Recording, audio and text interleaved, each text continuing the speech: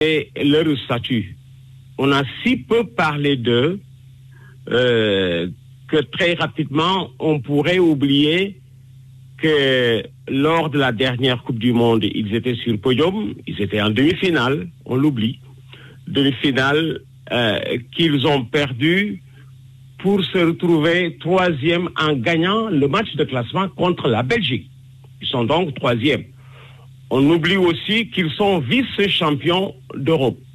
Ils avaient perdu la finale contre l'Italie. C'est le même groupe. C'est le même groupe, des joueurs interchangeables et de grande valeur. Nous savions qu'ils avaient une très forte ligne d'attaque. Avant de jouer le Sénégal, ils étaient, je crois, à 12 buts en 3 matchs. Très, très fort, ces Anglais. Mais je n'imaginais pas l'équipe du Sénégal tomber si bas face à l'armada anglaise. Si vous revoyez les buts anglais, je ne comprends pas l'absence totale de notre défense. Je ne comprends pas. Nous avons joué dans les joueurs dans leur tête. Ils ont joué en leader connaissant peut-être déjà la valeur de l'équipe anglaise. Ils ont joué en leader en ouvrant le jeu alors qu'ils auraient dû jouer aux chasseurs au moins. C'est là où les Africains du Nord restent encore supérieurs comparés au reste de l'Afrique.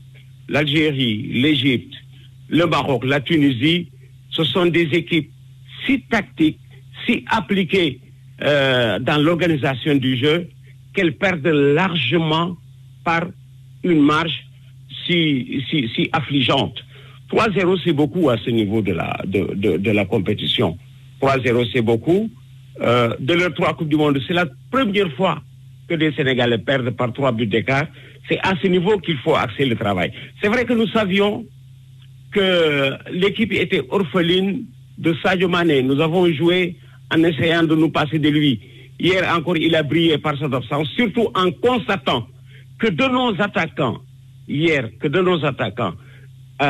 seuls Ismaïla et Iliman étaient capables de tenir le ballon dans leurs pieds et de jouer. Nous avons des attaquants de surface de réparation. Quand vous tombez sur une équipe d'Angleterre qui vous prive de ballon, vous avez des problèmes. Quels sont les attaquants sénégalais qui étaient capables de garder le ballon et d'essayer de jouer devant la défense anglaise? Ismaïla Sarr, oui. Iliman Ndiaye, oui. Catastrophe chez les autres. Catastrophe chez les autres. Et en défense, vous ne pouvez pas bien jouer quand vous vous trouvez avec une défense si affligeante de perméabilité. Sur les 3 buts anglais, les auteurs de buts étaient étonnamment seuls. Alors, pour une défense qui doit jouer adossée à son but, il y a des questions à revoir. Évidemment, quand vous tombez sur un adversaire qui vous est supérieur, il vous pousse à la faute. Comme disent les lutteurs, hier, vraiment, je n'ai pas reconnu cette équipe du Sénégal qui était affligeante de médiocrité. Il faut travailler et repartir d'un bon pied. Hélas, la haute compétition, c'est cela, où elle vous donne des ailes, où elle vous dévore. Hier, c'est une équipe du Sénégal qui a été dévorée peut-être par l'enjeu ou peut-être par son ambition débordante. Et là, c'est comme ça. Vous tombez, vous relevez la tête. Je me souviens du Cameroun qui a cherché à grandir après sa Coupe du Monde de 1990. Curieusement, elle perd 6-1 devant la Russie, 3-0 devant le Brésil. Et puis, on apprend de telles raclées pour revenir beaucoup plus fort. Ceci était prévu. Pourvu peut-être que l'équipe marocaine réussisse aujourd'hui à sauver la face pour l'Afrique. Mais vraiment, c'est une Coupe du Monde qui nous renvoie à nos études.